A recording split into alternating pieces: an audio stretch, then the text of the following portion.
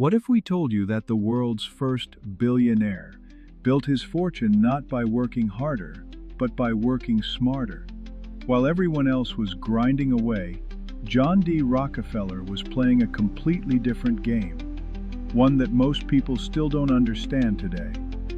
Here's the shocking truth. Rockefeller didn't just stumble into wealth, he cracked a systematic code for building generational riches. And the best part? These same principles work just as powerfully in our modern world. In the next 9 minutes, we're going to reveal the exact strategies he used to amass more wealth than entire nations. By the end of this video, you'll understand why he once said, "I believe that every right implies a responsibility, every opportunity an obligation, every possession a duty." Let's dive in. Here's something that will blow your mind.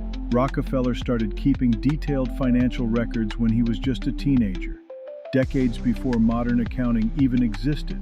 While other kids were playing, he was tracking every penny that came in and went out. But here's why this matters for us today.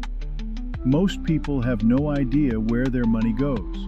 They earn, they spend, and they wonder why they're not getting ahead. Rockefeller understood that you cannot manage what you do not measure. He didn't just track his money. He analyzed patterns, identified opportunities, and made data-driven decisions. This wasn't just bookkeeping. It was strategic intelligence gathering. Every transaction told a story, and Rockefeller was reading those stories like a master detective. The lesson for us? Start tracking everything. Not just your big expenses, but every coffee, every subscription, every impulse purchase. When we know exactly where our money flows, we gain the power to redirect those flows toward wealth-building activities. Now, here's where Rockefeller's genius really shines. While everyone else in the oil business was shipping their product in expensive wooden barrels, Rockefeller looked at the system and asked a simple question: what if we did this completely differently? His answer? Railway tank cars. This single innovation slashed his transportation costs by more than half. But here's the deeper principle. Rockefeller didn't just work within existing systems, he reimagined them entirely. Think about this for a moment. Everyone else was focused on finding more oil, drilling faster, working harder. Rockefeller was focused on moving oil more efficiently. While his competitors were fighting over the same pie, he was baking a bigger pie. This is the difference between working in your wealth-building strategy versus working on it. We need to constantly ask ourselves, is there a completely different way to approach this? Whether it's investing, earning income, or managing expenses, innovation beats imitation every single time.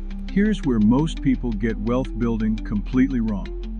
They either avoid debt like the plague or they use it recklessly. Rockefeller mastered the art of strategic credit, borrowing only what was necessary and always repaying on time. But here's the key insight. He didn't borrow money to buy things. He borrowed money to buy assets that would generate more money. Every loan was an investment in his future earning capacity. And his reputation for reliability? That became his secret weapon. Banks competed to lend to him because they knew he was good for it. This gave him access to capital when opportunities arose. And in wealth building, timing is everything. For us today, this means building our credit strategically.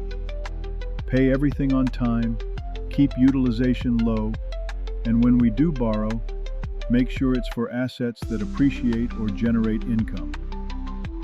Our credit worthiness becomes a tool for wealth creation, not just consumption. While everyone else saw oil as a temporary gold rush, Rockefeller was building for the long haul. He invested heavily in infrastructure, safety systems, and refining technology when others thought he was crazy. Here's what's brilliant about this. While his competitors were focused on quick profits, Rockefeller was building sustainable competitive advantages. He understood that temporary opportunities require permanent solutions. This long-term thinking paid off massively. When the oil boom inevitably matured, Rockefeller's infrastructure investments became virtually unassailable moats around his business. His competitors couldn't catch up because they hadn't built the foundation. The lesson for our wealth-building journey? We need to think in decades, not quarters. Whether it's education, skills, relationships, or investments, we should be building infrastructure that will serve us for years to come. Quick wins are nice, but sustainable systems create generational wealth. Rockefeller understood something that most people miss. In business and wealth building, your word is your most valuable currency. He built such a strong reputation for reliability that his verbal agreements carried more weight than most people's written contracts. But here's why this mattered so much. Trust reduces transaction costs.